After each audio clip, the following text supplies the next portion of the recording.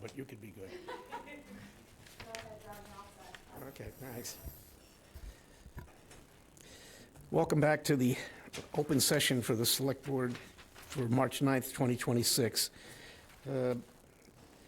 Previously, we were in executive session to discuss collective bargaining with the HEA, and I can announce that both parties have now signed a contract, and we have settled with the Harwich Employees Association as a town. With that, I ask you to join me with the Pledge of Allegiance. I pledge allegiance to the flag of the United States of America, and to the republic for which it stands, one nation, under God, indivisible, with liberty and justice for all. Before we commence with the meeting, I'm going to turn this over to Jeff to make note of a really sad passing for the town of Harwich. Thank you, Mr. Chair. This one's a bit personal for me, so please bear with me. Harwich absolutely lost a great one, a legend in so many ways. And I could talk for a long time about Coach Glenn Rose. Glenn, Mr. Rose, coach, as most of us knew him, he was a Harwich High graduate. He was not just an athlete, an all-star athlete, but he was a super all-star athlete who gave so much to Harwich High School in those 4 years of playing sports. And up until recently, he was the leading scorer of all time. I mean, like I said, I could go on and on. He was a soccer coach in high school. He was my soccer coach. He was my basketball coach. He was my gym teacher. He was my mentor. He was a mentor to so many people, not just in Harwich, but across Cape Cod.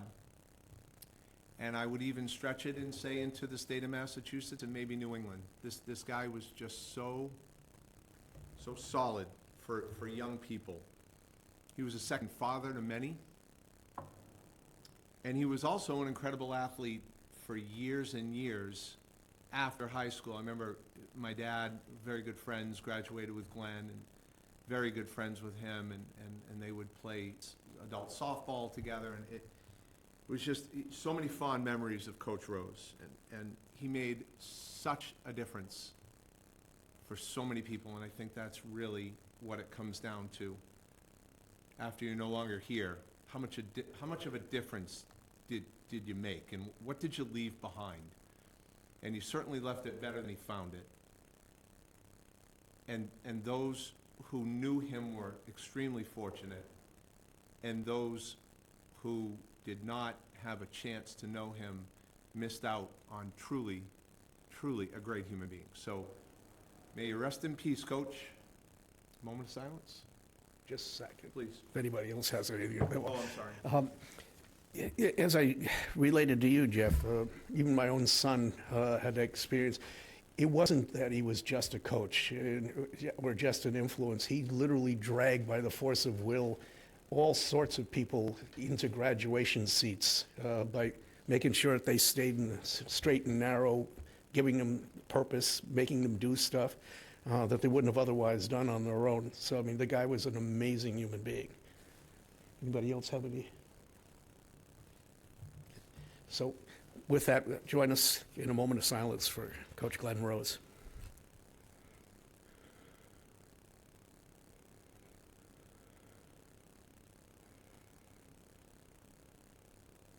Thank you. Okay. Staff comments and announcements. Jeff, again. Mr.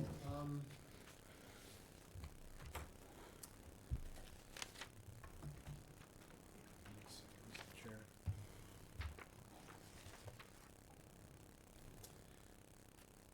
Yeah, I don't have anything for staff comments. I'll wait until we'll do select board. Okay. I'd rather have it You at the wanna top do of it the right meeting now? because Get it right we're now? going to Okay. wind up putting this as All an right. agenda item. So, yes, Mr. Chair, and thank you for the reminder. it is coming time for our, and I'll keep it brief, it's coming time for our reappointments for our committee members, both regulatory and advisory to the Select Board. And there are, as indicated today, there are a number of people who are not in compliance with either their swearing-in process or their conflict of interest training. And that does present some challenges and significant problems potentially. So I just want to see if this board has an appetite to have a discussion, maybe on the 16th or the following week, to get an understanding of how we're gonna move forward with trying to rectify this situation. So I would leave it, you know, to the chair to determine where we go next with this, but as one half of the interview committee, I think we need to figure this out. Yeah, and it actually plays off of something we had discussed previously months ago, is that if there wasn't a swearing in within a certain period of time about whether we wanted to nullify the appointment, I think we need to have that discussion again and come up with a real solid policy about how this operates, because as I said to you, Jeff, this isn't the first time that this happened. It keeps reverting back to this, and when people are on regulatory bodies, they have to be sworn in. They have to be in compliance because they're representing the town on things that we could wind up seeing exposure to legally. So with that, I'll put it on the agenda for sure. That's great. Thank you. Okay.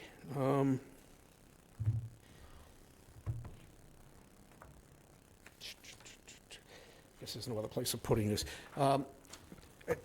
I've got two different drafts of the letter to the county that have not finished yet, and Ms. Harder has sent me two different emails, so I was going to wait to agenda that for next week, make sure that the public knows if they want to weigh in on how they feel about the real estate transfer tax, that would be their moment to do it, because we're going to have a full agenda item on it with a review of the draft letter. But with all the budget stuff, I wasn't able to get either of the versions of this to you guys yet, but they will be in the packet along with the emails. So that's, The only thing I'll add to that is I was informed the other day that the Cape Cod Commission is looking to do the exact same thing. So this letter is timely. Yeah. And is important. Yep. Thank you. Pete. Just wanted to follow up to the Select Board Member Handler. You mean they want to draft a letter to send to the speaker and the, No, they want to create a real estate oh, tax. sorry, misunderstood. Sorry about that. I should have been more clear, and I thank you for asking. Oh, good. Maybe we can have Christie in here to explain the Yeah. process. That's my fault, and yeah, I should have made it more clear. They're looking to do something very, very similar, Yeah, why not? very similar. No, it's not your money. Okay, well, if that's the case, maybe I should Next week it is. invite Christie in for that, sanatory. Any other staff comments, announcements? All right. This will be a very brief briefing, because, Oh, sorry, can I sneak in for a staff comment? yeah, you could, because the briefing isn't going to be very long. Thank you. Emily Mitchell, Town Clerk. Very excited to see sunshine streaming in at a meeting on a Monday evening. Lovely to be here with the sun. But I just wanted to come before you with two quick announcements. So I've been before you a couple of times with information about our I Voted Sticker Design Contest. So after the storm we had a couple weeks back, during our design period, we had to cancel a couple of different events when some of our young artists were set to do their creating.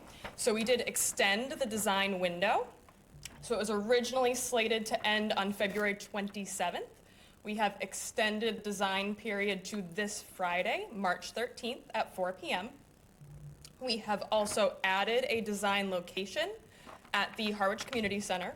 So our young artists age 5 to 18 can stop into the community center anytime during their business hours to create and submit their design. And our locations at the library, the 204 Cultural Center, and the Albro House are all still live. We did have to tweak other portions of the contest timeline to accommodate this extension in the design period. So again, design period will now go until March 13th. We will open the public voting on March 19th, and we expect to announce our contest winners on April 13th. So still in plenty of time for the stickers to be printed for our annual town election. And then the second update I wanted to share with you tonight is about our annual town election.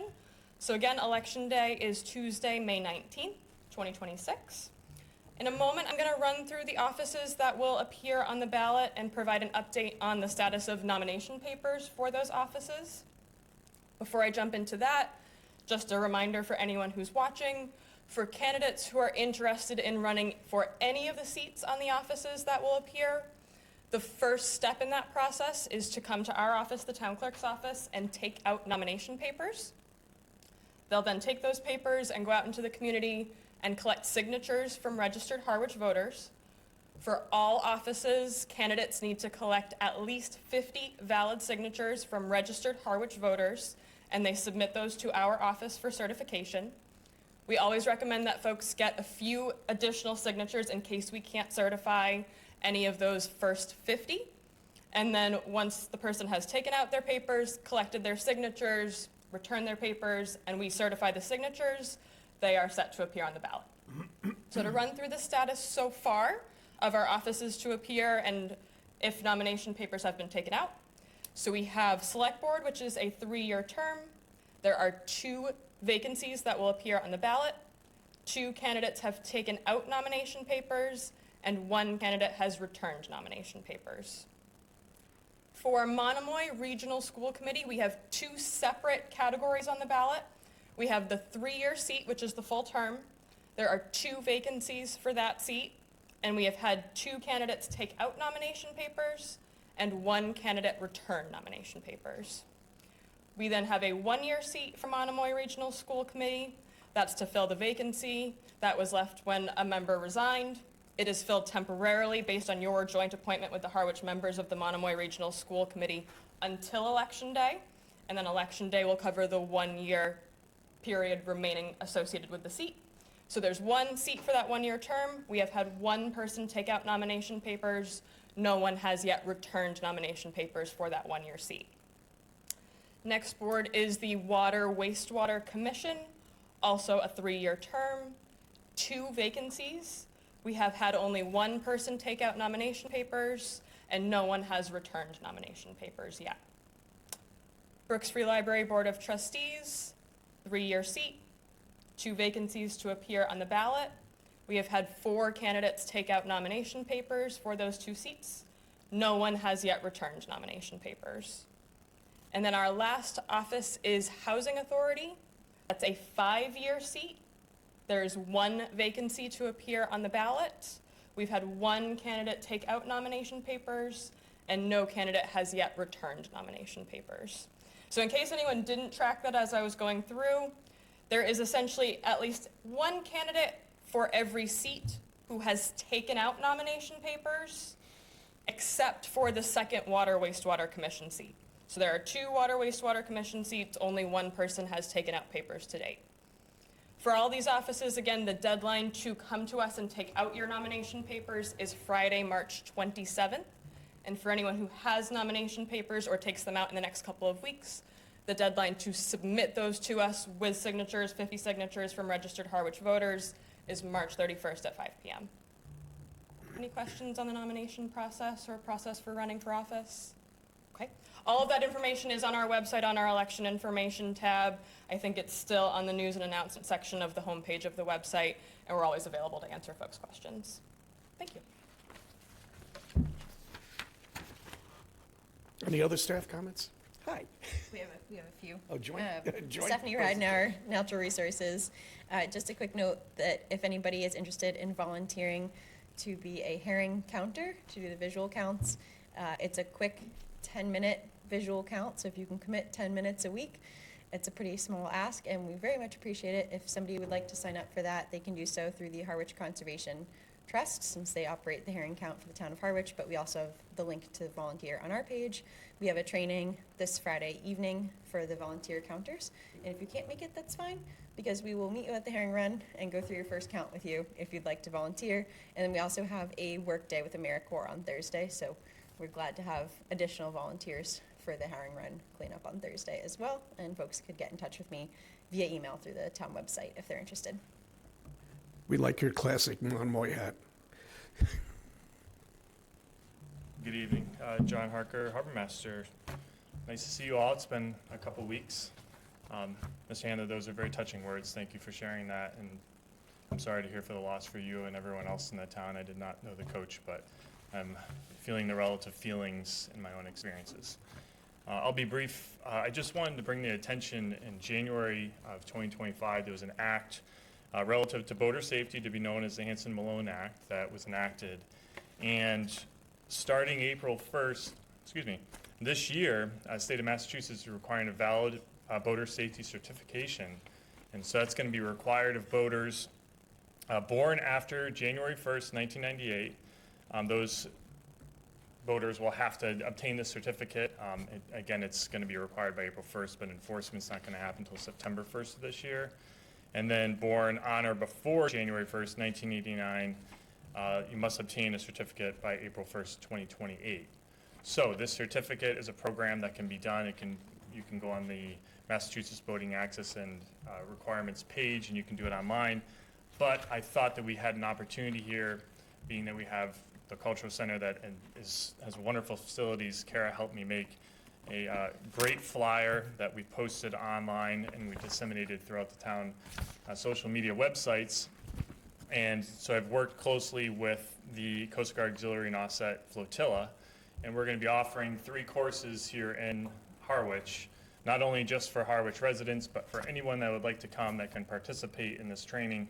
And it's a little bit more than just the basic one that you're going to get. They'll be going over legal requirements, nautical rules of the road, boat and paddlecraft safety and handling, basic navigation, and trailering. So I'm really excited to have this. We are offering those 3 classes. Like I said, they'll be from 9 to 4:30. We're doing a midweek class. The first one's going to be March 19th, and then they'll have one on April 4th. That's a Saturday. And then the second one, May 2nd, on a Saturday. So excited to bring that to Harwich, excited to offer that not only to our residents, but regional boaters. As we know, boaters, they don't know boundary lines or town lines. They transfer into ours. So doing our part to support the state's safety program at the Harbor Master Office. If you have any questions, please let me know. If you could stick around a little bit longer, because I have a feeling that there's going to be some discussion that relates to you and the capital plan. Absolutely. Thanks. Thank you. Any other staff comments or announcements? All right. Public comments or announcements? All right. Move on to the consent agenda then. Mr. Chair, I move we approve the Select Board meeting minutes from March 2nd, 2026. Second. Okay, any further comments? Hearing none, all in favor? Any opposed? It's unanimous. Let me just see here, because we're going to be talking nitty-gritty stuff about the articles and everything. So does anybody have any problem with us skipping to first the license agreements so that we can, because I know there's at least 2 people here for that discussion. Any objections? Mr. Chair, let me, we've already handled old business A. Is that correct for tonight? Yeah, Okay.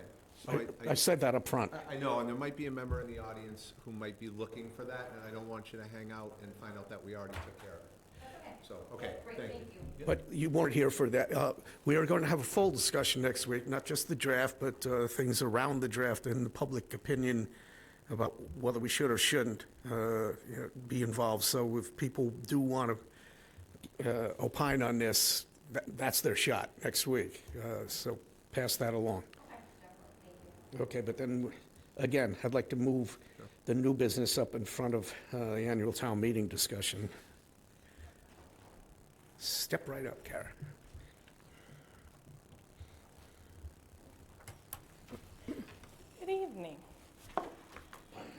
So in the packet, you would have received an updated memo regarding the proposed rate structure. And what's different than the last time you saw this is we included an increase for each year in the 3-year license term, in which we expect to release at some point in the coming weeks ahead of us. Trick question, Yes, sir. based on the way it's listed here. What building is this for again? This is for the Cultural Arts Municipal Building located at 204 Sisson Road. Thank you so much. You're very welcome, sir. Because as I pointed out on numerous other occasions, that was an executive fiat that named that building with a number. Go on. All right. So in here, I did list what I listed previously before, is that market rate for what's considered studio rate, when you look at artist studios, is anywhere between $7 to $12 per square foot, with more of the affordable range being between $7 to $9 per square foot. We still are obviously significant under those rates into what we see across the region and beyond our borders. So when we've done a competitive analysis within the market, we start at Provincetown and we work our way to Boston.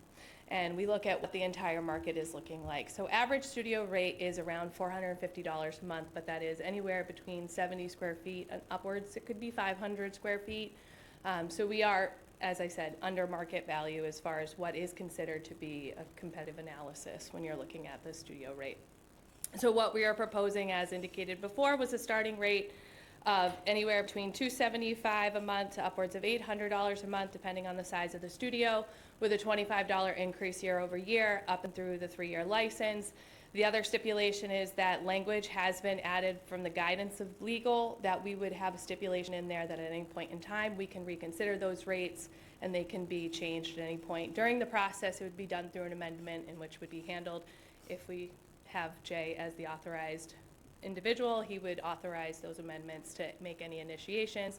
Of course, those rates would be presented to you, and it would be based on findings when we come shaking out lots of different topics when it comes to operational cost at the facility and what that looks like as a big picture. So there are some changes that could potentially be in the future, but we wanted to ensure that the rates presented in front of you tonight showed a positive progression with some different variables in there as far as we want to make sure we have an increase year over year.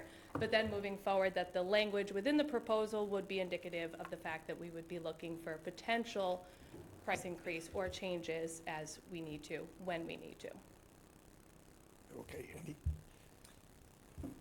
I'll kick it off then. I move we vote to authorize the town administrator and/or designee to be a signatory for license agreements regarding 204 Sisson Road Artist Studios. So second. Okay, it's been moved and seconded.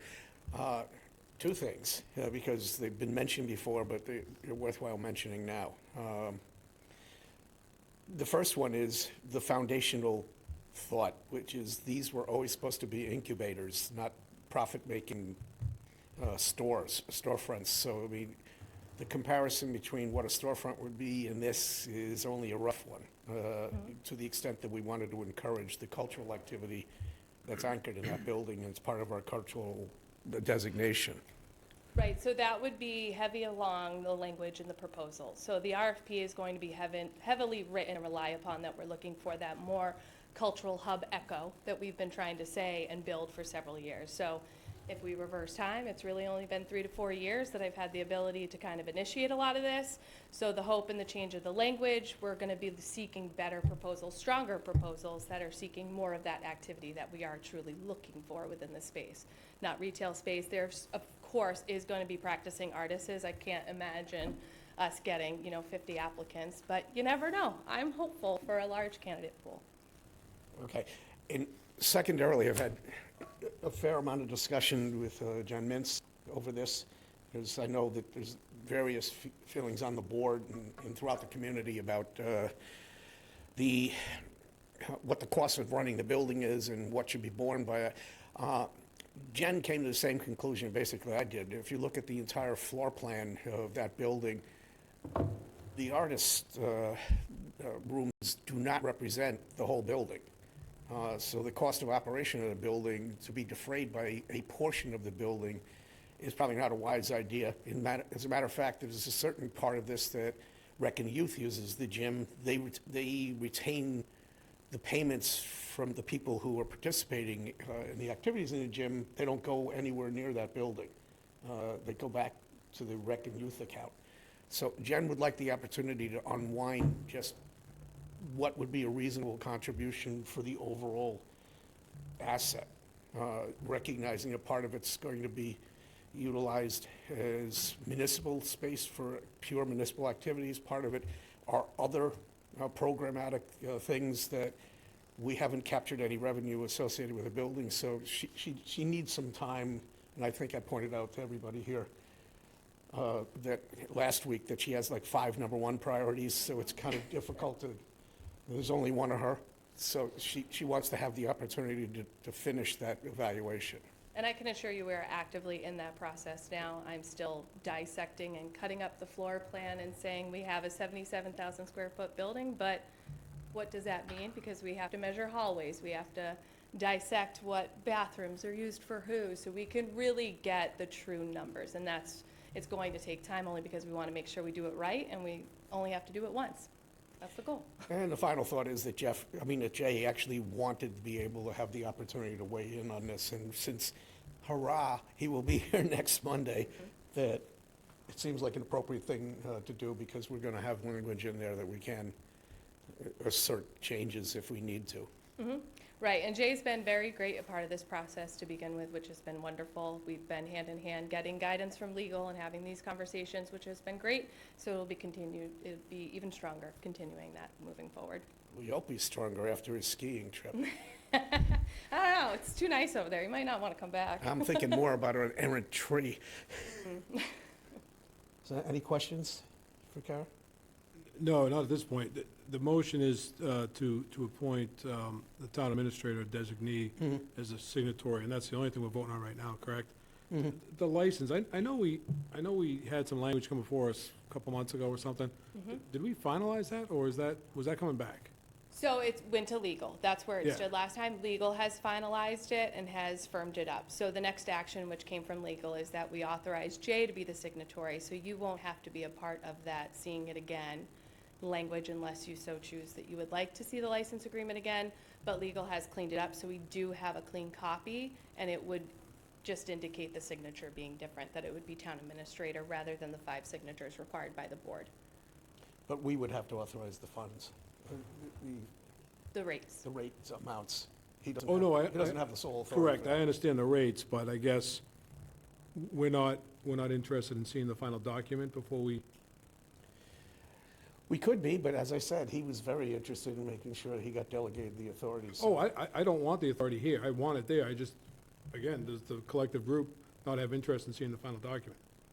Would it hurt anything if we waited until Monday and just,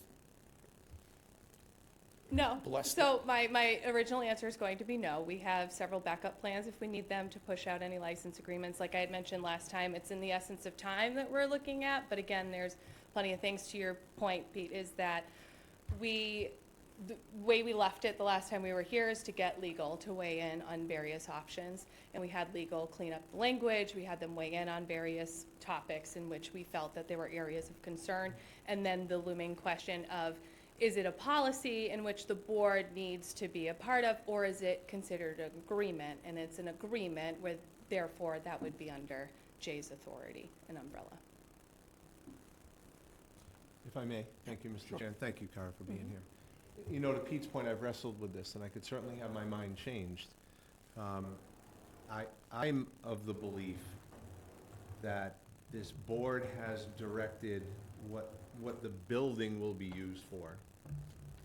And we now have given that directive to town administration, when he gets here, and the director of the building. So, as I said, I wrestle with this. Do I want to see the license? And I'm of the mindset right now that I don't want to see the license.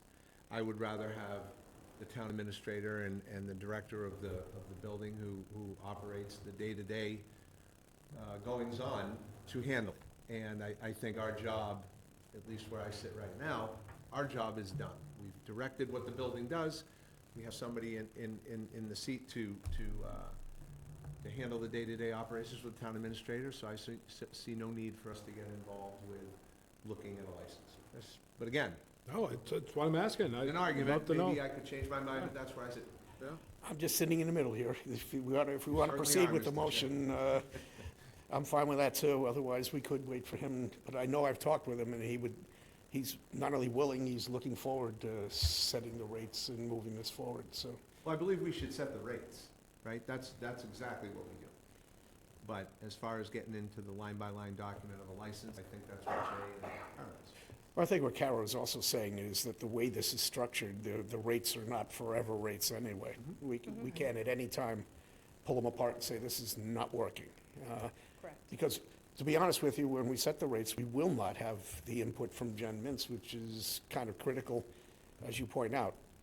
The only way to know that, and nobody's done that incredibly over the last 9 years, is to say, okay, how many square feet do we have? How many studios do we have representing how many square feet? And what does that leave us with the rest of the building? Because things like electricity and heat migrate. They're not just for the studios. Correct. We can't just shut off a switch and say, you don't get it, you get it And at today. a certain point in time, if you're expecting the whole building to be carried by a bunch of artisan incubator locations, then you're going to probably close off that access. So, again, I mean, we could do the first and then punt until Jay comes so we can have a fuller discussion about the rates themselves. We can do that. Is that all right with everybody?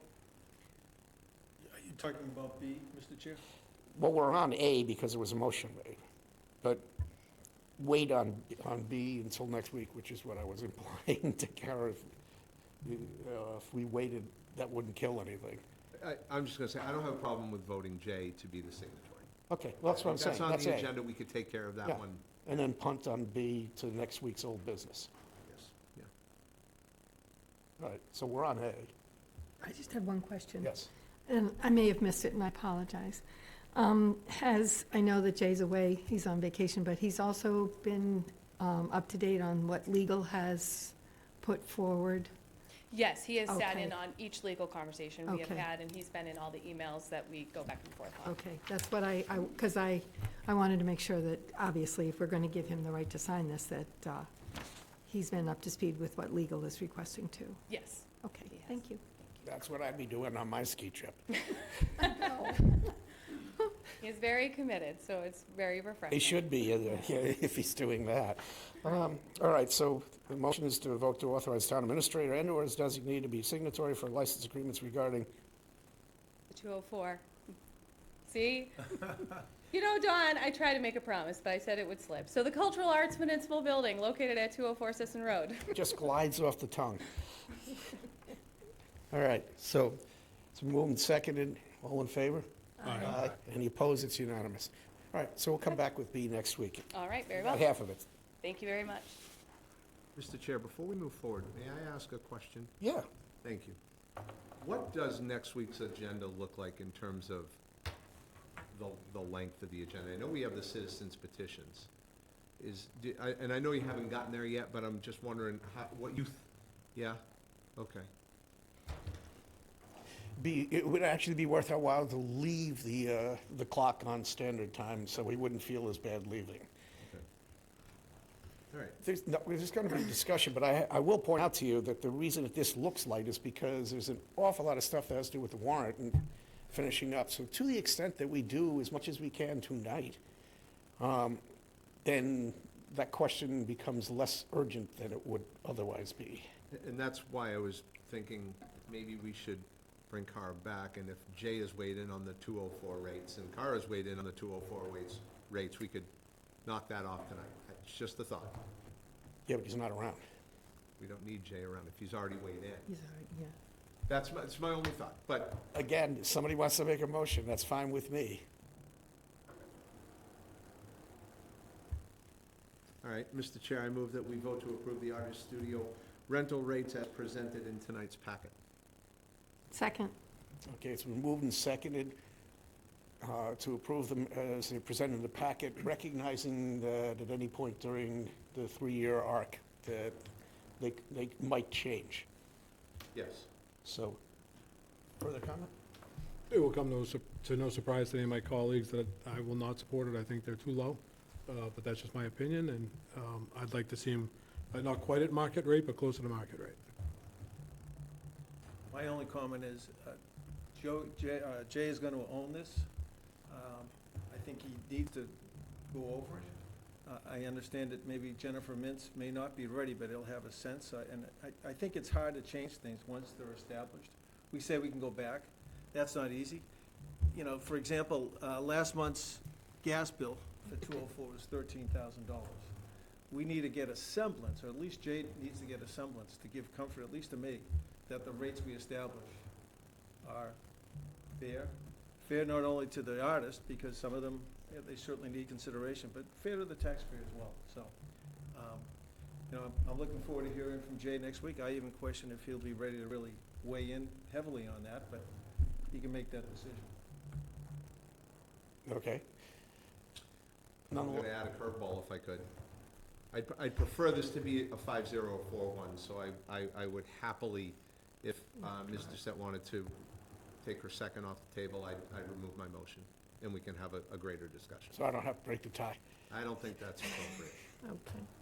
Yes, I'm willing to, I believe I mentioned I was amenable to waiting till next week also. I saw it coming, so Who knew? I'll remove my motion. and I'll remove the second. Thank you. So we'll be back again next week. Tried. I gave it a shot. Thank you, Mr. Chair. Okay. Update on the town meeting and budget timeline. Now, first of all, there's the whole thought of the town meeting timeline. So we have the clerk here today. There was an email that showed up in my box this afternoon from the town moderator, and he had said that he actually has a preference of 6 p.m. as opposed to 7 p.m. So the question is, despite the fact that it's his meeting once it opens, the town clerk nonetheless has to do a heck of a lot of planning and accommodating to have that happen. So with that, Emily, you want to give an opinion on the timing for the meeting? Sure, thank you, Don. Emily Mitchell, Town Clerk. So the moderator Ford and I have discussed this. We started our discussion back in, I guess, the fall when we were talking about the date for town meeting. And we were soliciting input from other clerks, other moderators, other communities to see what works well in your community, what helps drive participation. And I think we both were hearing from folks, both in other communities, in their clerk and moderator hats, but also we had residents and voters reaching out to us from Harwich to express an interest in an earlier start time. I think with the goal of either ending earlier each evening or perhaps ending the meeting in one evening. So I can say from the town clerk's office, we would enthusiastically support a 6 p.m. start time and would put the voter check-in period earlier to the same extent. So if we had a 6 p.m. start time, we would anticipate opening voter check-in at 4 p.m. So we'd have a 2-hour window for voters to check in the multipurpose room for the meeting. And this can't be stated too much. You and I had this discussion earlier. First year, we are going to be using clickers. That is not an optional thing that the people in the audience can avail themselves of. It's like, hey, wow, I'll vote this way. It's by invitation from the town moderator for any particular article vote. But nonetheless, that's a difference. So I just want to keep everybody understanding that as they show up, they're not only going to get their color-coded voting tag, but they will get, as a sign-in, the clicker. Yes, they will. And we will be partnering with the clicker vendor on issuing the clickers to each voter. I'm sure many of you are familiar with the poll pads. Those are the tablets that our election workers use to check voters in when they come to the meeting. And so the poll pad vendor and the clicker vendor can sort of partner together to allow us to assign each individual voter a specific clicker and to note that right in the check-in process. So it'll be a one-stop shop, check in, get your warrant, get your motions book, get your voter card, and get your clicker. Okay, great. Anything else you want to say about No, that? thank you very much. Terrific. Anybody else have questions? Who tracks them down when they take them home? Yeah, I was thinking that myself. But outside of having the memorabilia for the first town meeting, I had a clicker. I'm not sure what they're really worth on their own. Oh, I don't think it's intentional. I think they just go home. We turn an Xbox 360 controller in exchange. Well, let's hope this all works out, which was another reason for not actually trying to change the date, the time, and the clicker all at the same time. And Mr. Chair, before you go off of the timeframe of a possible timeframe of town meeting, I have no issue with a 6 o'clock start. However, what I will say is that historically, this board meets prior to town meeting.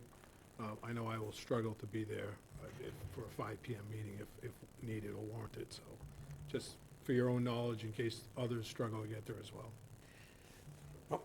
We'll know that as we roll in, but my plan is not to have that. As a matter of fact, the next comment I was going to make is, we have no inclination to hold back the articles from FinCom. I spoke to Bob on Friday about that. As we place them, we are just going to send them forward to FinCom for them to review them, so that they shouldn't be waiting until the end. So we'll know well in advance what it is that we have as pressure points in the meeting. The only time that those things actually are worthwhile is if something catches us totally by surprise, or if we have yet to be able to reach any kind of accommodation with each other, and we give it one last shot. So I appreciate what you're saying, and I'm hoping to not have to do that. Sounds good, thank you. I'm assuming everybody agrees, but agreement ahead of time is a better idea. All right. Now, when we last left you, last week, Mr. Kelleher was not sitting next to me, and we took a number of votes that he would like to participate in so that they can be reflected in the warrant as such. And therefore, we are going to need a motion to rescind our actions on, let's see here. See, 1, 2, 3, 4, 5, 6, 7, no, not 7. No. 1, 2, 3, 4, 5, 6, and B9, B12, and G9. So moved. So this is a vote for reconsideration. The people who were in the majority of that are the only ones that can make the motion, and that was just done. Need a second. Second. Okay, so this is just to reconsider.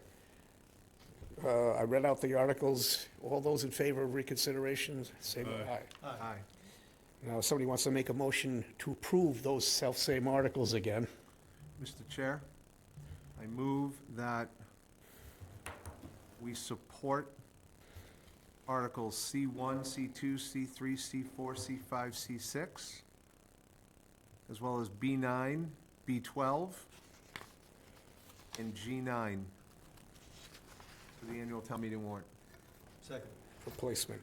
All right, it's been moved and seconded to place those articles on town meeting warrant. Any further discussion? Hearing none, all in favor? Aye. Any opposed? It's a 5-0 vote. Thank you. Here we go. All right. I have to give all sorts of credit to the administrative office. This has been a really rough week. We did send the language for all these articles to legal counsel, and they appear to be taking one or two of them so seriously that we might want to put them on next year's town meeting, because we can only act on the language that we're getting as a pass-through. But we do have some more, and I would love to be able to do them. We also can do every single one of the CPC articles, because they have to be automatically placed. So the only thing that we would be discussing for those would be whether we support the actual request or as a recommendation to town meeting. We don't have the authority on CPC articles any more than we have the authority on petition articles to take them off of the warrant. Those are two peculiar circumstances. Mr. Chair, Yes, sir. I move that we vote to approve and place, I move that we vote to place Article B13 on the annual town meeting warrant. Do I hear a second? I'm trying to figure out what it is. We have free cash funded stuff. I'll second it. Again, we haven't gotten to the point of approving the actual Right. content of it. But we are going to have something that has to do with free cash allocations. Yep. Okay, any further discussion? Hearing none, all in favor? Aye. Any opposed? It's unanimous. Mr. Chair, I move that we vote to support Community Preservation Articles CPC 1, CPC 2, CPC 3, CPC 4, CPC 5, CPC 6, CPC 7, CPC 8, CPC 9, CPC 10, CPC 11, and CPC 12. Can you split off CPC 5 and CPC 6? Actually, if the Do you want to go board, one at a time? please. Okay. I move that we vote to support Community Preservation Article CPC 1, Which is, Community Preservation Housekeeping Expenses Annual Allocation. Second. moved and seconded to approve their housekeeping expenses annual allocation. Pete, I'm sorry? did you have anything Nope. on that Good. one? Okay, so any further discussion? Hearing none, all in favor? Aye. Any opposed? It's unanimous. Mr. Chair, I move that we vote to support Community Preservation CPC 2, which is Community Preservation Housekeeping Expenses, Administrative Expenses. Second. Moved and seconded. Anybody have an idea what's encompassed in the administrative expenses for the public? Well, I can tell you, it's like some signage that they are placing at certain locations, administrative, common administrative expenses that they incur. I've been paying pretty good attention, and it's nothing outrageous. Okay. Any further discussion? Hearing none, all in favor? Aye. Any opposed? It's unanimous.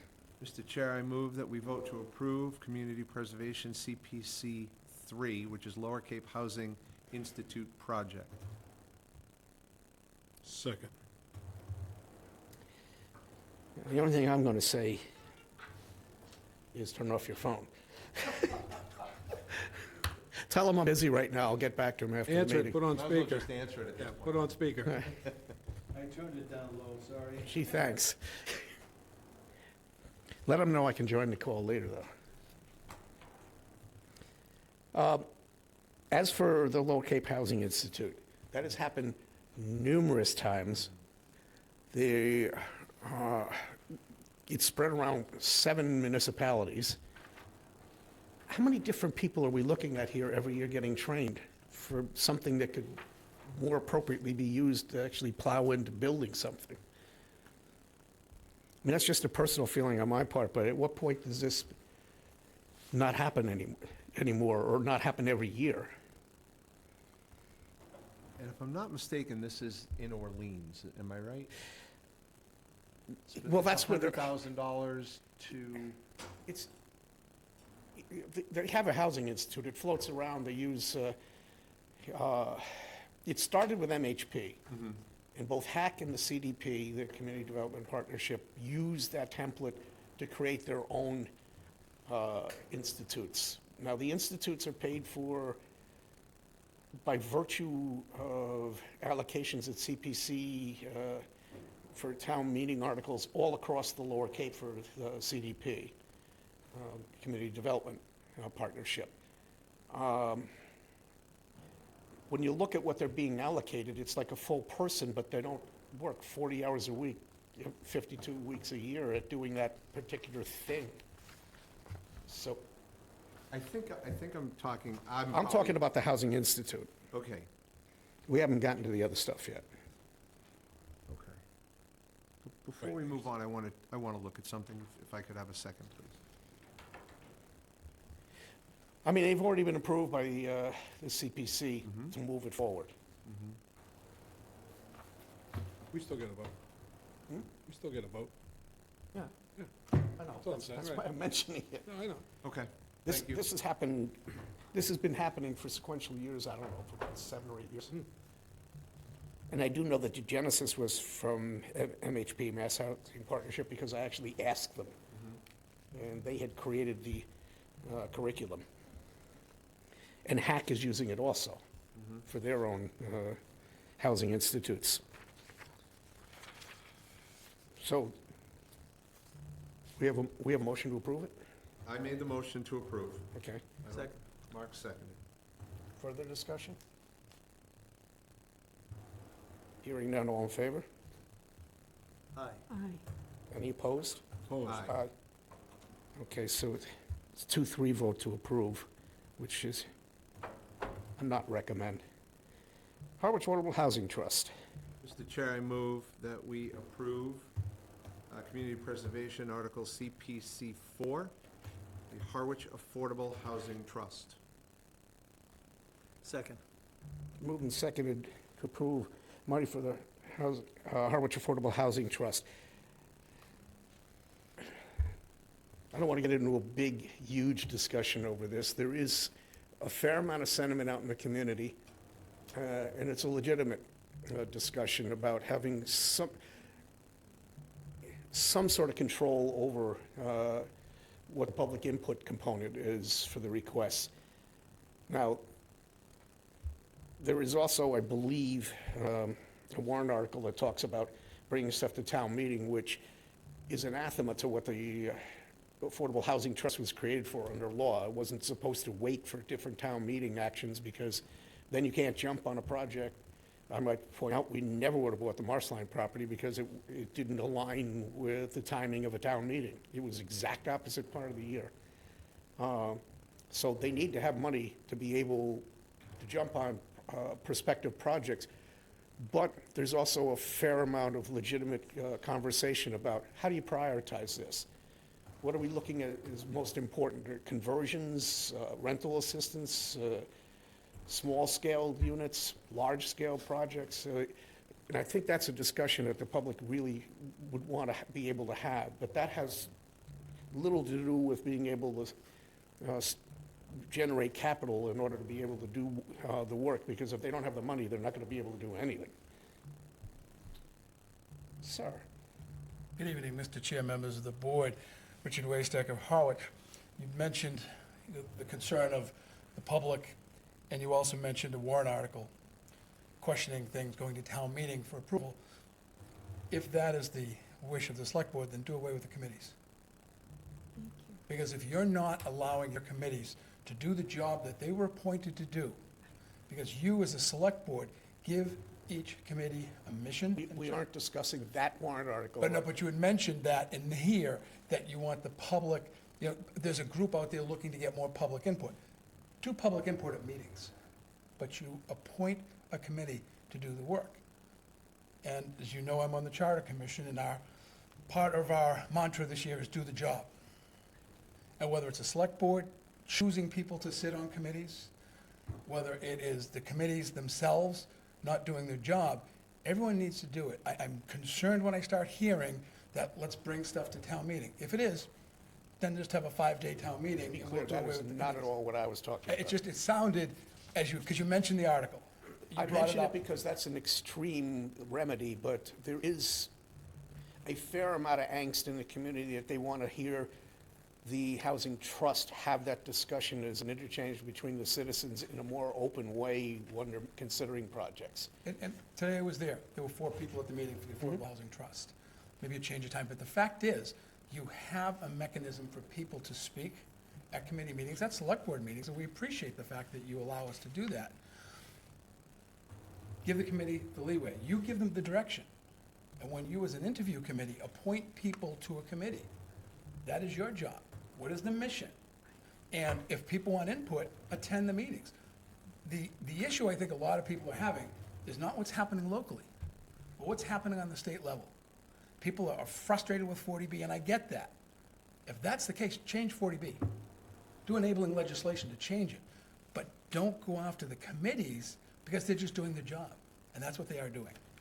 And to be fair, what I was really saying is those two arguments need to be decoupled, because the request here is for money, and if they don't have money, there is no other discussion. We would not be discussing Penrose at all, because you, I believe it was chair at the time, that it was your negotiation that allowed the Purchase town the to property. buy the Yep. property. Thank you. So, again, this is the money that they'd be able to expend. It is not anything that has to do with how they're going to expend it. Further comment? Mr. Chair, and respect the previous speaker's comments, I don't have a problem allowing committees and boards to do what they were assigned to do, but it doesn't mean I'm going to agree with their decisions. Two different things. And I struggle with some of the recent decisions of the trust and initiatives that they've supported. One would argue that if a few of those initiatives weren't supported, there'd be a robust amount of funds available to them to support other initiatives. So there's a variety of ways in which we can look at this issue. And again, I think I struggle with the current direction. You know, I occasionally watch some of their meetings. 1 o'clock meetings are difficult for many folks, but no different than a 7 o'clock meeting, so there's no perfect time. I'm not trying to suggest that the trust needs to upend everything and change it. However, with all that said, we talked about this last week. You seldom get a response from the citizenry until the issue is at the fore, right? And so this opportunity comes before us as a elected body on whether or not, strictly if we support putting funds in the account or not. Not to necessarily challenge all the decisions that have been made. But I use that information to guide my decision on how I move forward. You know, one of the things I recently watched, and I believe it was Mr. Lowney, made a presentation to the group about, you know, creating a plan for new home buyers rather than these rental groups. It's probably a few years away, but that's a type of initiative I want to see move forward. Those are the things I like to see happen to generate true home ownership for some folks who live in the town. But again, when we can put $1 million towards a project that told us they were going to move forward with or without those funds, that concerns me. When we reach an agreement with a developer and then give them, I shouldn't say give them back, but support them in a manner which was greater than 50% of the funds they paid to lease the property, that concerns me. So those are the things that concern me when we talk about putting an additional 600+ thousand in their account today. Thank you. Anita? I think I'm trying to wrap my head around. This is what the community preservation has agreed to put forward on Town meeting floor. town meeting floor, Yep. correct? Particularly for the housing trust in this particular article. Correct.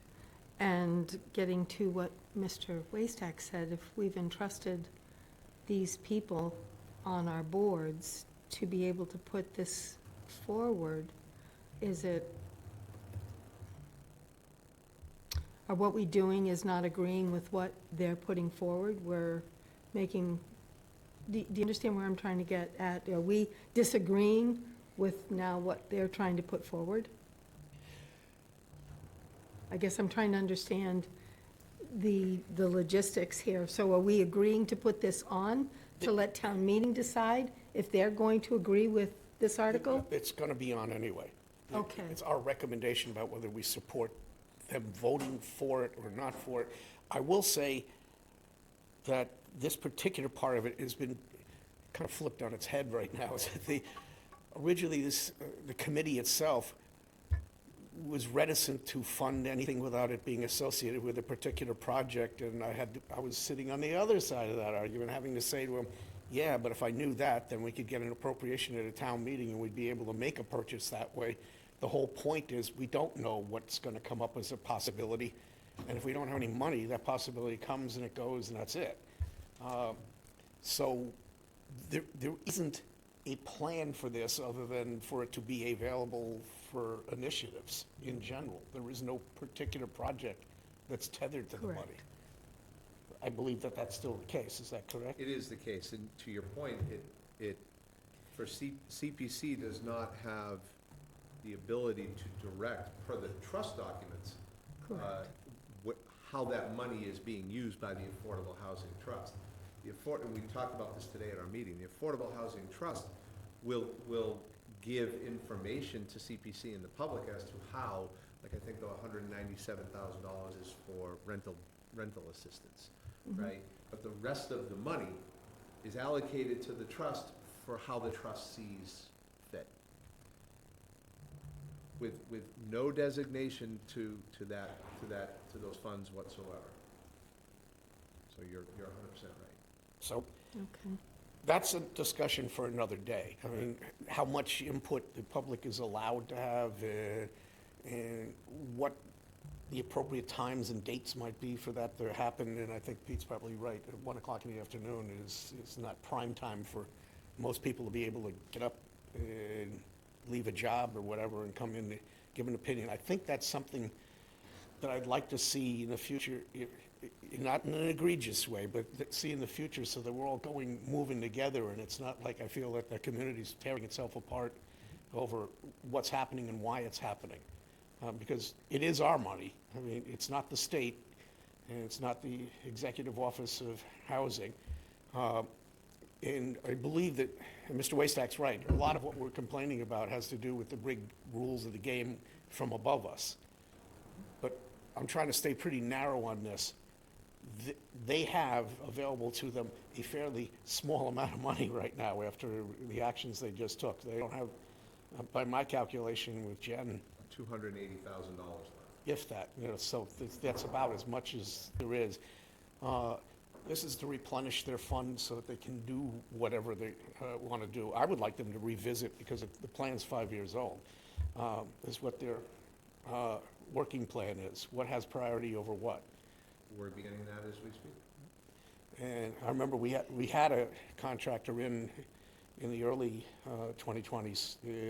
They did a lot of work about the relative value of these things, because the temptation is, I got money and you're in front of me, so why don't we give you some? But it's more complicated than that, and it's become a lot more complicated because a lot more people want to do things. They're pitching to you. Mr. Wastack. Just a final point, it is, I've spoken this at town meeting when it was passed. Having the flexibility, I agree with you. I want to see some houses, and I'm going to push like crazy for the northern part of that pasture land, 456 Queen Anne Road, to be houses. I will work diligently for that. But you got to have the flexibility. I sold 5 large parcels last year. Many of them were to a conservation organization. That's set it aside. But if the town wants to do something, whether with rent stabilization, with mortgage buy-down, which I think is a great idea to do some things there, you got to have the flexibility to do it. The land that the town bought, 456, known as the Marceline pasture land, was $800,000. That land today would be double that today. And if someone else came in and bought it, we know people who are developing very, very large mansion homes. People don't want those. People don't want rentals. Everyone seems to want houses right now, which is great. But if you don't have the flexibility, if the trust does not have funds to buy something when it becomes available, and that pool of land is getting smaller and smaller every year, but we would not be getting the land. We need to be able to compete. If you have to wait a year, it's going to go. We see what's happening with the junkyard. That's gone. It's under contract. And we didn't have a chance on that. We wouldn't have anyway with the price of it. But that pasture land, when it came on the market, that was the first phone call that was made from the seller to the town to say, do you want it before it goes to someone else? So just having the money, and then I think you should be having discussion with the Affordable Housing Trust, like you do with other committees, having them come in once a quarter, say, hey, where are we at? Where's your plan? What are you thinking? Are we looking at houses for the next phase? I'm 100% behind you on that, and I will work diligently to do that. But you got to give them the flexibility. Without funds, they're done. Thank you. And that's pretty much what I'm saying, too. I'm trying to decouple how happy or unhappy you are with where the money's going after you get it, and who participates in that, from the fact that if there's no money, there's no discussion to be had at all. So, Don, yes, sir. may I speak? This is Lou Urbano. Hi, Lou. I'm not going to speak about the petition article, as I believe that's on the agenda for next week. Yes, it is. But I would like to clarify that there is no attempt to stop certain actions from occurring. There's a specificity in terms of developments. We're not talking also, and I'll get off of that because that's next week. In terms of committees, I want to respond to a previous speaker. What we're talking about is the townspeople money, taxpayer money, and how that money is spent.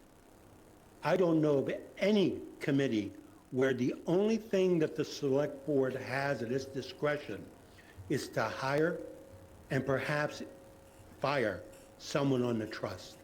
Other than that, I don't believe you can even call them in. You have very little authority. So the trust is a unique organization that functions using taxpayers' dollars. It wasn't intended to be that way.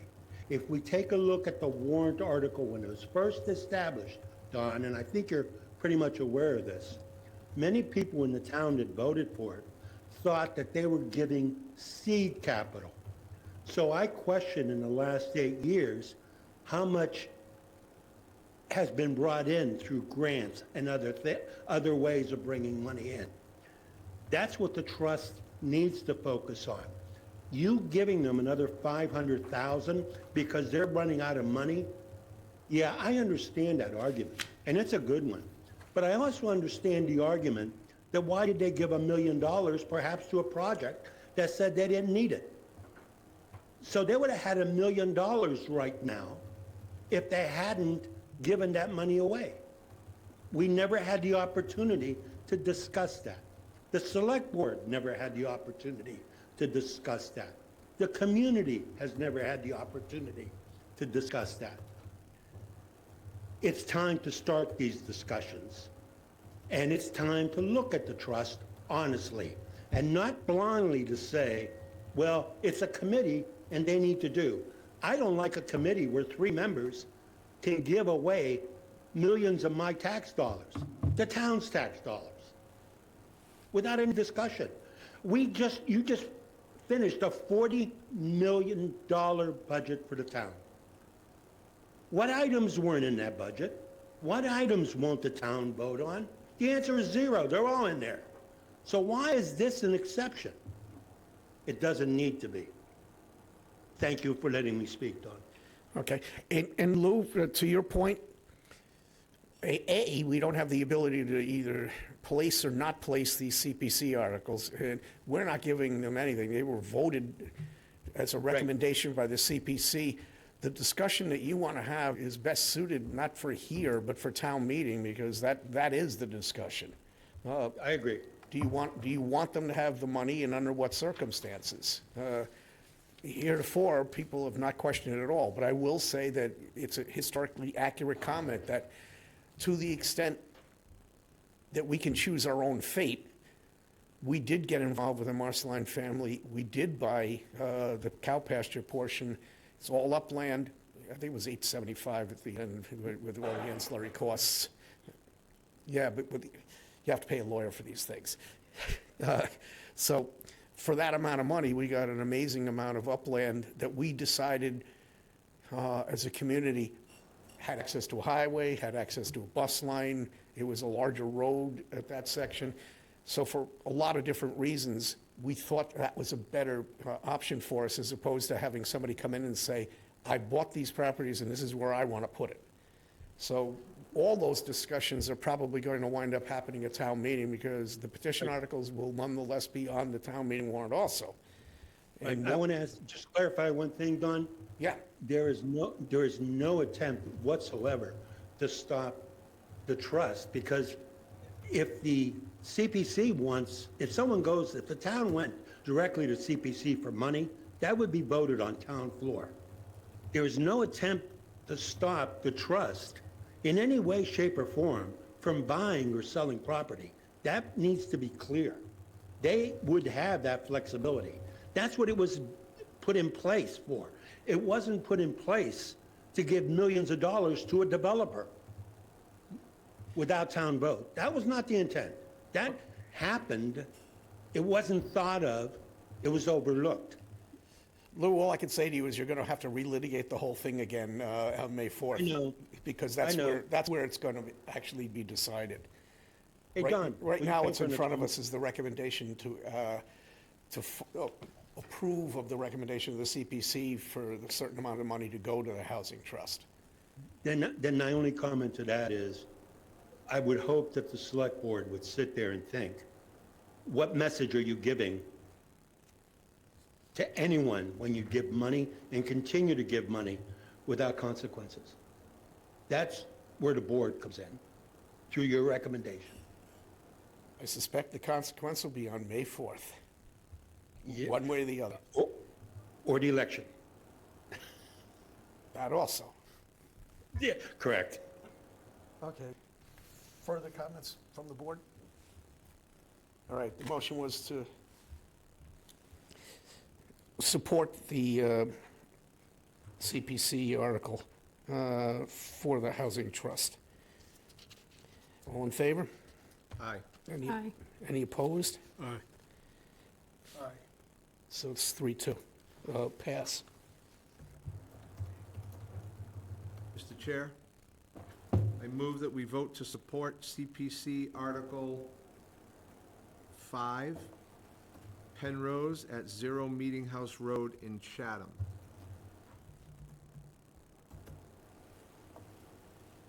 I'll second that. All right, now, this is more nuanced, folks.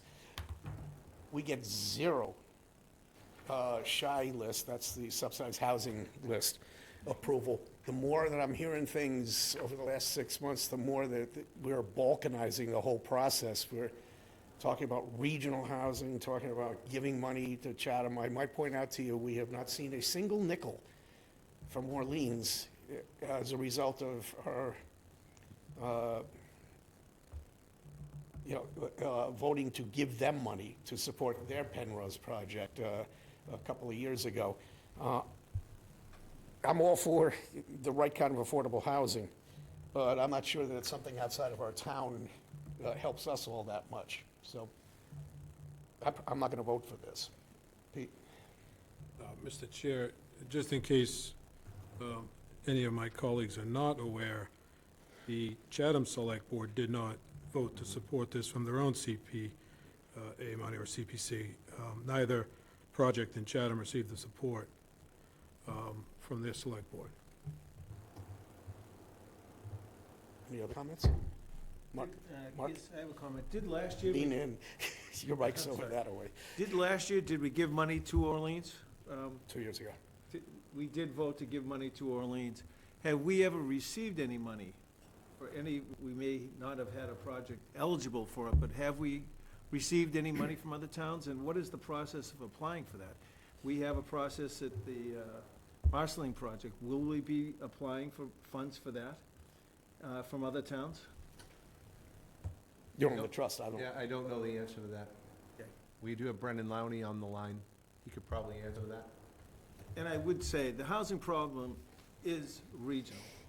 If I don't have housing, whether it's Harwich, Brewster, Orleans, so there is, to me, some positive things to help other towns. But I think we have to be aggressive, and I haven't heard of us applying anything. We had the firehouse, we had the, the rec building. I just hope we're not missing opportunities to get our reimbursement. But the idea of helping out other towns, to me, is very good. And I think it will tie in even more when we renegotiate our school assessment formula, too, as well. A couple of things. As I understand it, Chatham did apply to Orleans for funding, and they had done what we had done a couple of years ago. And the answer to your question was we not only didn't get any money, we didn't even get a thank you note. So that's thing number one. Thing number from Orleans. But I will say the regional character of what you're talking about, you have to recognize that the CPC is a different thing than our regular appropriations. This does not flow back into free cash if it's not spent this year. What happens with that, especially in housing and a couple of other categories, is there are buckets of money that are kept in perpetuity. So if you don't spend them out in a given year, let's say you've got $300,000 left over that the CPC did not vote to allocate to any housing project, that would roll into next year's funds, and there's a certain minimum requirement every given year for a percentage of the CPC tax surcharge that has to be allocated in different areas. So the $300,000 would then roll over into the new assessment, and it would be an aggregate amount.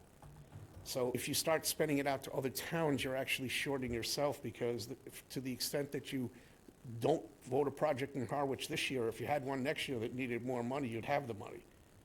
But once you expend it, you don't. And I didn't set up the formula. Richard has pointed out, there's rules that we had absolutely nothing to do with, but there are rules. And the rules are that to the extent that it's a regional endeavor, only the host town that has the building going on receives the credit for the affordable housing units that are built. We don't get anything.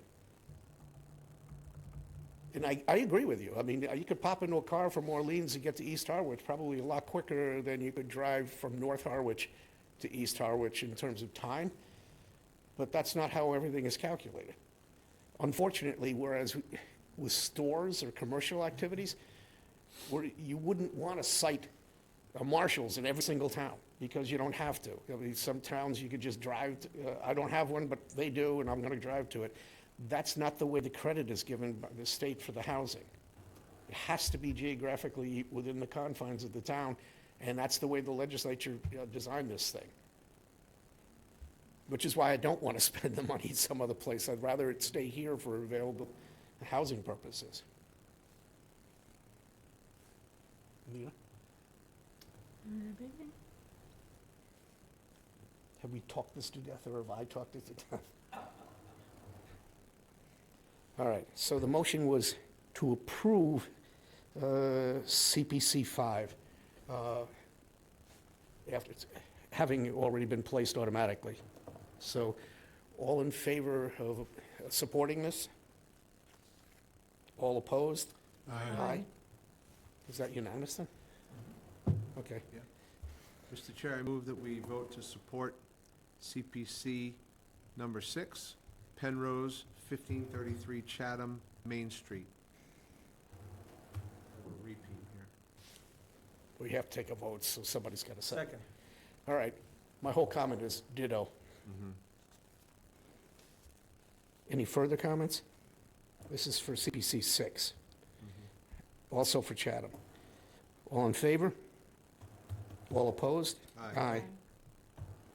So that's 0-5. Mr. Chair, I move that we approve, Mr. Chair, I move that we vote to support CPC 7, which is the exterior renovation of the historic West Harwich Baptist Church. Second. Okay, it's been moved and seconded to support the exterior renovation of the historic West Harwich Baptist Church. Discussion? I have a question. $600,000 to the developer. I think I've read somewhere there's some legal mechanism that this developer chose to sell this place, that the town is protected for the investment it's made, or just curious about that. Jeff? I'll speak to that if I could, and thank you for the question. I have to remember here, and this has been a discussion and a topic of discussion since Mr. Carey brought this forward. The CPC funds are being used strictly to rehabilitate the outside of that building, period. That's what the voters are getting for that $667,500. And there's been discussion about if he sells it, what happens? Well, it's fine. It's fixed up just the way the town wanted it to get fixed up. Some people have asked, what happens if the business he puts in it doesn't work? That is not what these funds are being utilized for. These funds are being utilized for one thing and one thing only, and that is the revitalization of the exterior of that building. And does it stay that way? Absolutely. Is there going to There's some be a deed historic res- agreement? There is There's a a deed historic, restriction? yeah, there's a historic That's, deed restriction in perpetuity. okay, that's, It'll be on the national register. I mean, there's plenty that goes along with it. And this is where I can say that, you know, everyone who's done their work with this has made that the top priority, the contingency. okay. And I might point out that the precursor deal to this, that with the Davenport companies, fell apart completely because essentially they were going to do the Epcot version of the building. They were going to tear it down and build a really terrific reproduction of the same building, which was not what we had asked for. We had asked for it to be protected on the exterior envelope. So there's going to be an agreement to that. And just to be clear, that's exactly what this money's for, nothing else. Further comments? Okay, it's been moved and seconded for the exterior renovation, the West Harwich Baptist Church. All in favor? Aye. Aye. Any opposed? Aye. Okay, it's 4-1. Mr. Chair, I move that we vote to support CPC number 8, which is the Harwich Conservation Trust, Robbins Pond Woodlands Land Protection Project. Second. Moved and seconded to support the Harwich Conservation Trust, Robbins Pond Woodlands Land Protection Project. Further discussion? Hearing none, all in favor? Aye. Any opposed? That's unanimous. Mr. Chair, I move that we vote to support Community Preservation CPC number 9, which is Recreation Department Fields Irrigation Replacement Project. Second. Moved and seconded to support CPC 9 for the Fields Irrigation Replacement Project. Any further discussion? Hearing none, all in favor? Aye. Any opposed? It's unanimous. Mr. Chair, I move that we vote to support CPC number 10, Department of Natural Resources Water Quality Equipment. Second. Moved and seconded to support CPC 10, Department of Natural Resources Water Quality Equipment. Any further discussion? Hearing none, all in favor? Aye. Any opposed? That's unanimous. Mr. Chair, I move that we vote to support CPC number 11, Department of Natural Resources Shellfish Lab updates. Second. Moved and seconded to support CPC 11, Department of Natural Resources Shellfish Lab updates. Further discussion? Hearing none, all in favor? Aye. Any opposed? It's unanimous. Mr. Chair, I move that we vote to support CPC number 12, Conservation Natural Resources Diagnostic Assessment, Hinckley's Pond. Second. Moved and seconded to support CPC 12, Conservation Natural Resources Diagnostic Assessment of Hinckley's Pond. Any further discussion? Quick point. Yes. Stephanie, if I could ask you a quick question. Does this duplicate anything that the county may do? Is this something totally that we have to do? It does not duplicate any town testing or anything that would be available through the county or really any other regional agency resources in terms of Barnstable County government or town government, and any of our respective health and environment, conservation, natural resources departments. It does also not duplicate, just in case anyone's aware of what's gone on with Hinckley's Pond over like the last decade. It doesn't necessarily duplicate those efforts. There's a treatment there, and the pond did not respond very well to the treatment. We've had midwinter even cyanobacteria blooms, which are pretty uncharacteristic. You've probably seen some pond closures in the summer is a bit more usual for cyanobacteria. So there's some funky things going on there. It's a really important part of our herring run. I had to bring up herring or something. For me. Thank you. Again, so, but it is an important part of the herring river, herring run system and doesn't duplicate efforts.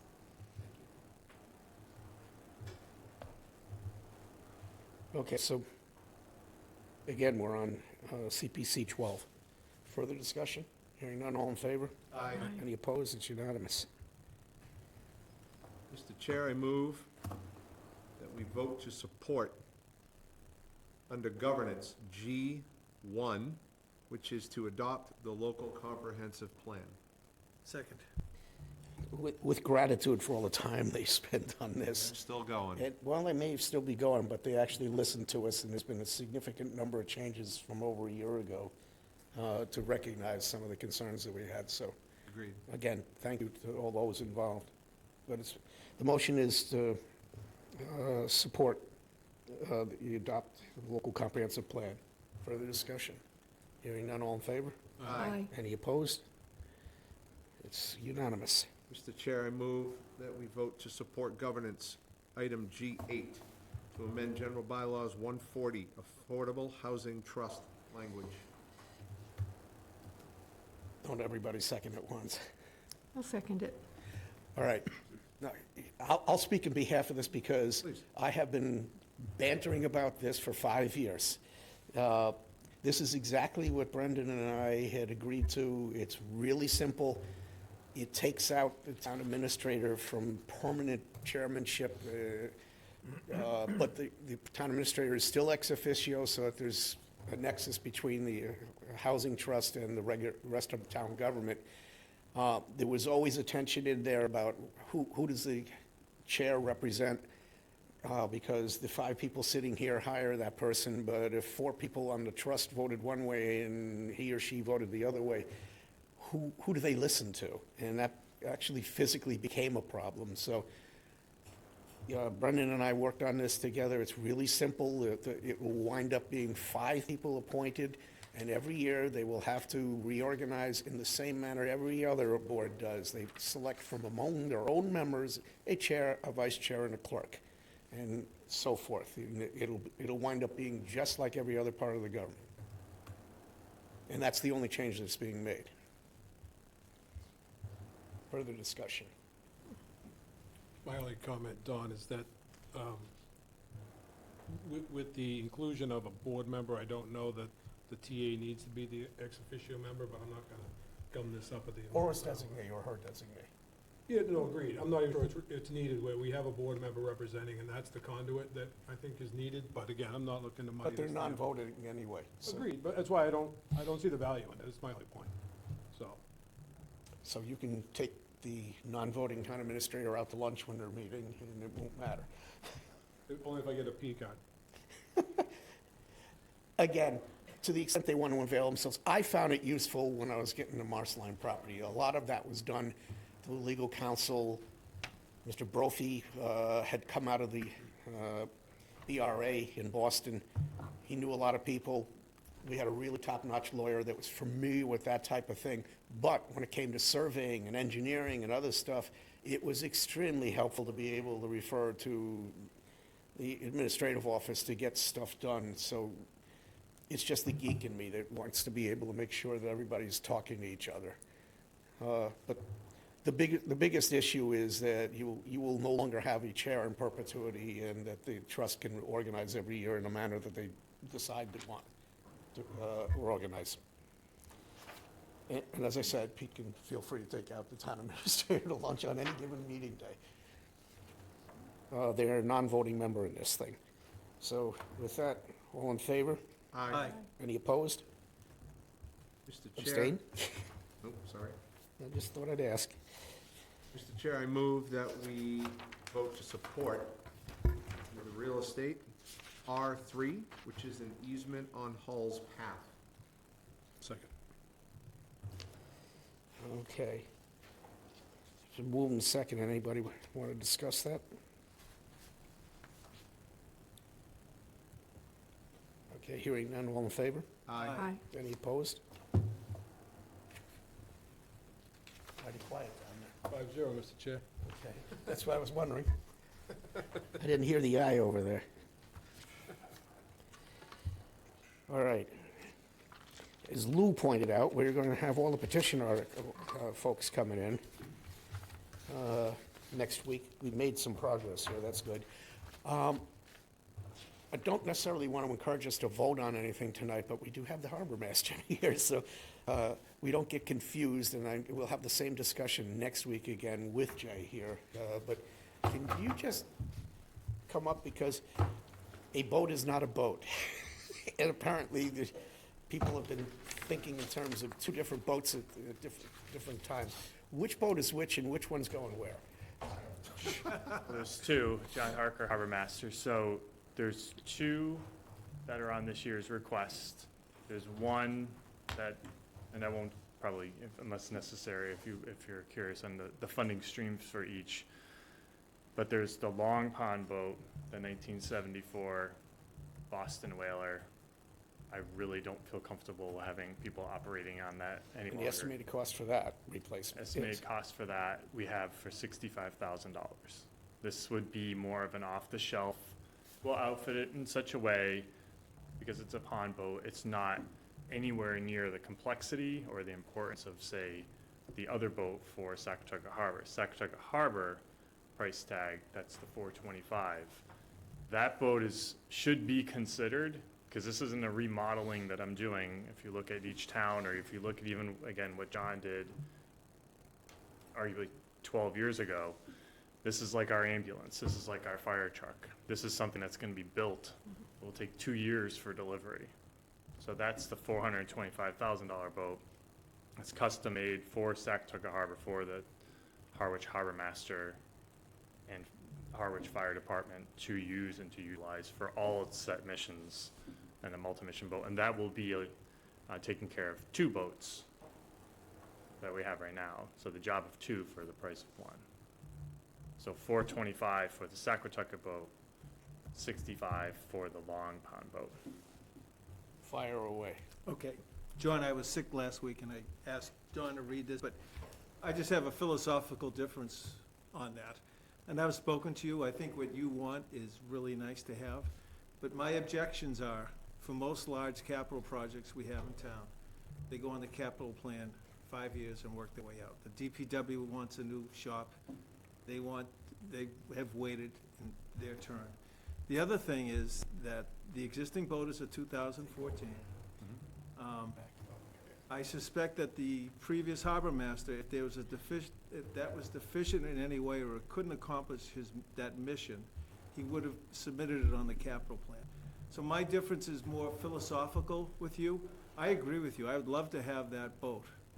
But I do think for that amount of money, for the capital plan, for maintaining the integrity of that plan, that's why I am against it.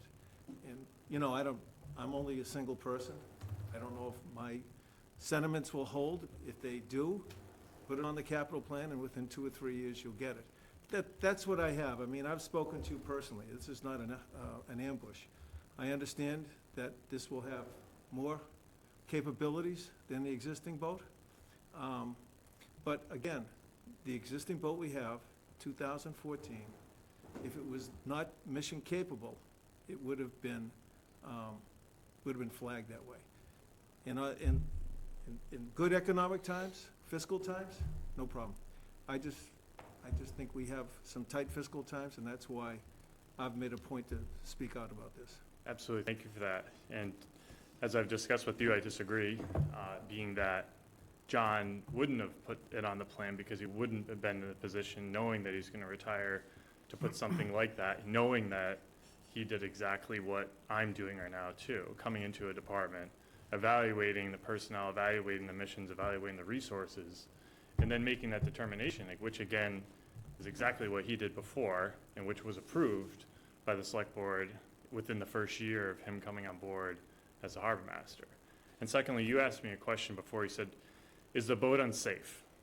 And I said, absolutely not. The boat's safe, but is it capable of doing the missions that we are prescribed to do by the town and by the state? All the missions to the extent that we're supposed to do? No, it is not. And that's what I just wanted to be clear. So it's not an unreasonable expectation. It's not again, remodeling of what we're asking for.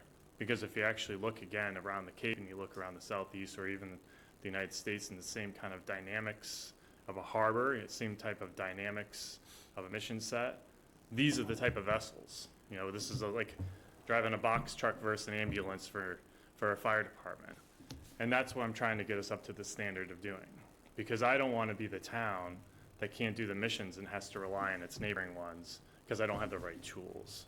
And that's really the sculpting of what I did with the capital plan, as I feel like I should have done as a harbor master coming in that first year, projecting out as to what the 5, 10, 15-year plan is going to be.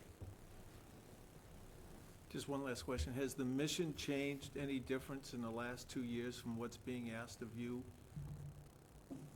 In the last, In the last 2 years, for example, 2 years ago, the harbor master had that boat. You're saying you need this new boat because maybe the mission has changed, the capability. What has changed in the last 2 years to necessitate this new boat versus what was there? Has there been any new regulations put down? Is there something new that has changed regulation-wise to need this new boat? I don't want to dissect that question too much because I don't want to get myself into muddier waters, but I will say that there's different priorities with different state and federal agencies as of late. And there's a lot more dependency on harbor masters to do their job and to do the jobs of, say, search and rescue, commercial salvage. So I'm not going to say those agencies specifically, but I've met with them and priorities are different. Priorities have changed over the last decade. And harbor masters, I can say, and this has been echoed by many of them back down to me, back down to the Harbor Master Association, especially with the Cape and Islands, that the dependency on harbor masters to perform those duties is high because they know the capabilities and they know that the harbor masters have that skill set. So to kind of kneecap us and not have us work through the right resources or have the capabilities or be able to do the training that we're supposed to do or that we're dependent on doing, it's a disservice, quite honestly. But I'm not going to name any agencies.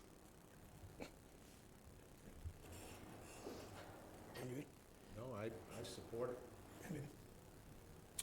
No, the only thing I'll point out, and this has nothing to do with the harbor master or the boat request, is that I find a little bit of humor in the discussion, because I think it was last week or the week before that I talked about the capital plan, and when you take something off or it's not on there, people look for a 5-year trend, and here it is. So I don't necessarily disagree with Mark, but I also am willing to be flexible with this and realize the need that was described by the harbor master, so. And to be really clear, the reason I have this discussion isn't to take an action tonight. It's so that when we get here with Jay, that we're not bogged down on 1 or 2 items. So I appreciate your staying for that. Of course. Is there anything else from the board?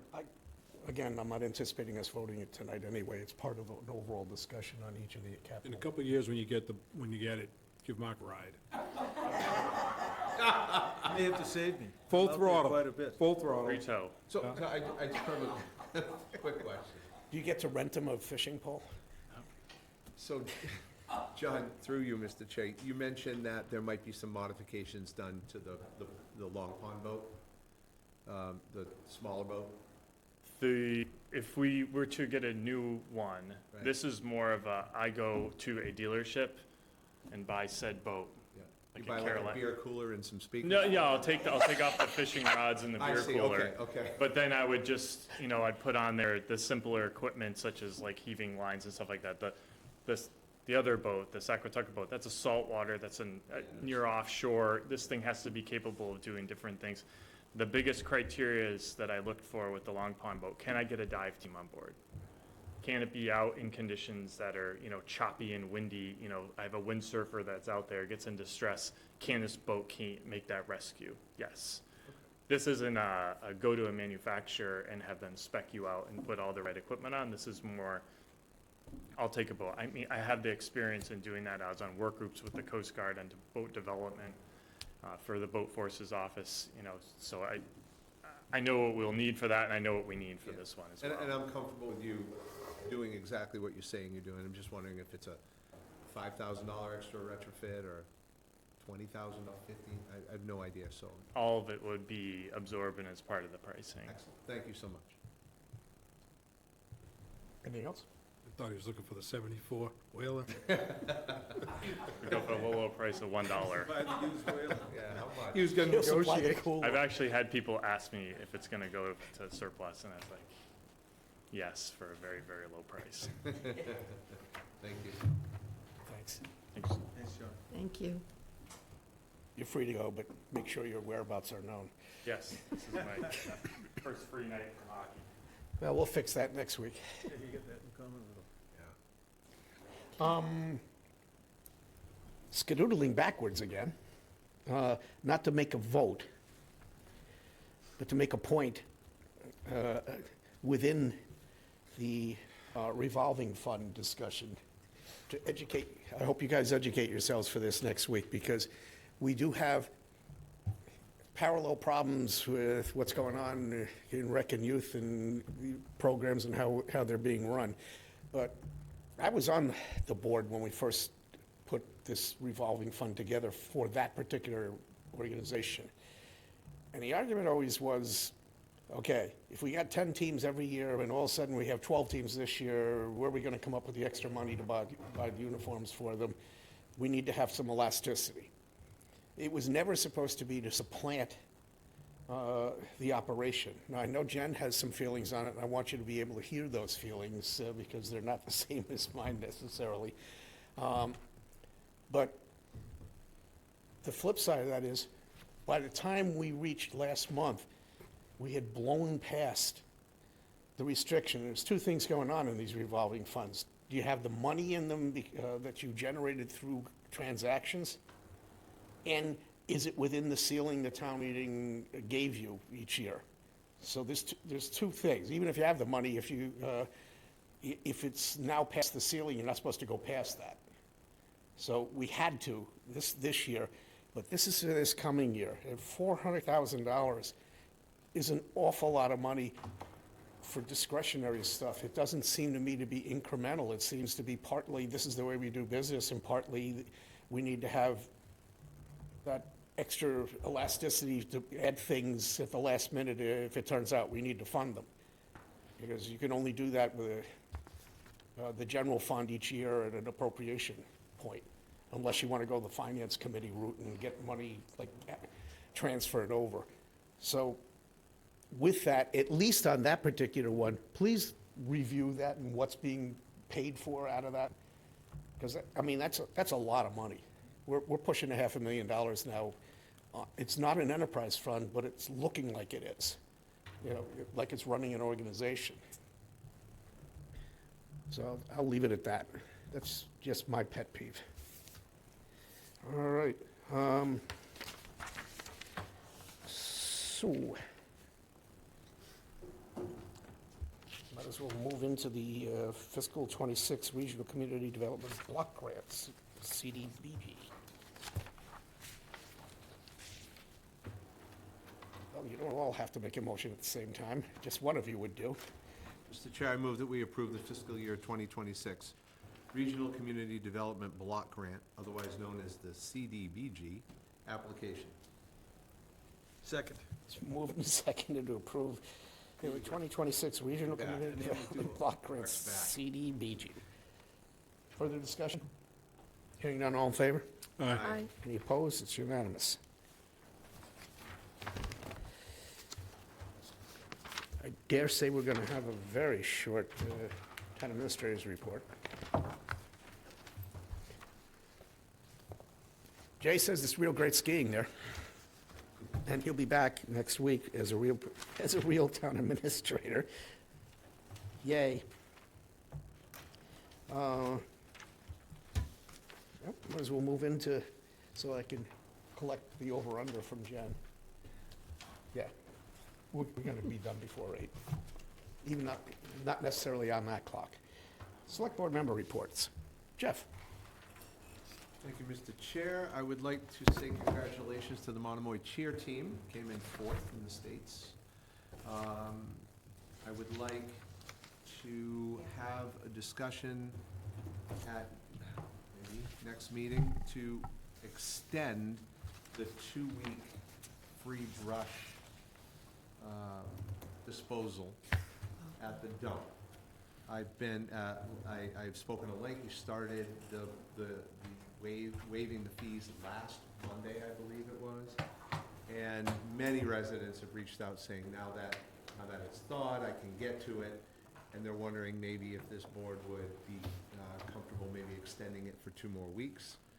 So maybe we could discuss that next week if we could, because it does That'll give you the expire. opportunity to come over and get the branches from my house. Absolutely, I'll be right there in 8 days if we extend this. Okay, so that's another agenda item. Be quick, we can make that should be a quick one. No, but I'm just looking over at Jen. Yeah, yeah. And just to make it very clear, it is for resident homeowners only.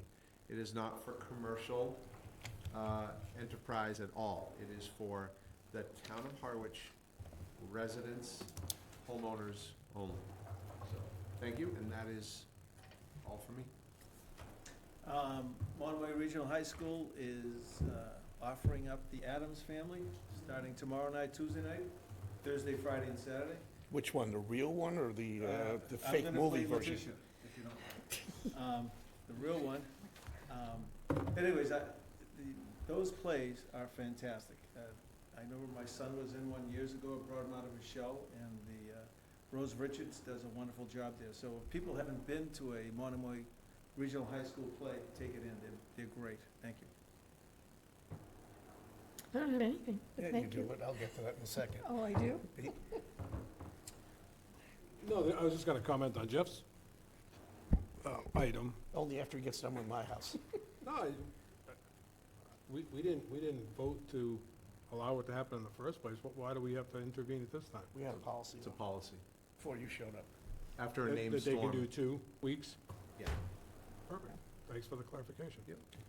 Every once in a while, we follow one of our policies. Seldom, but that's a good one. I know.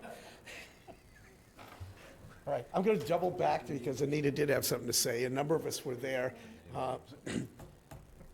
Jenny retired from the library on Friday.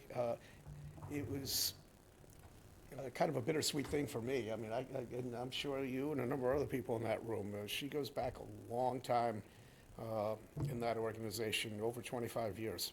And Brooks Street Library has grown in an amazing way under her tutelage. That building got reconstructed while she was the librarian, or the director of libraries. I got slapped around a number of times for that. And I mean, she's just been a wonderful presence in the community, and it was heartwarming to see everybody out there give her a pat on the back. But once again, we thank her for everything she's done, and a number of us showed up, so it was a special day. Anything else? I don't think so. I'm just staring at you because you're the one who didn't say anything. Motion to No. adjourn. Second. Moved and seconded to adjourn. Anita can stay if she'd like. All in favor? Aye. Any opposed?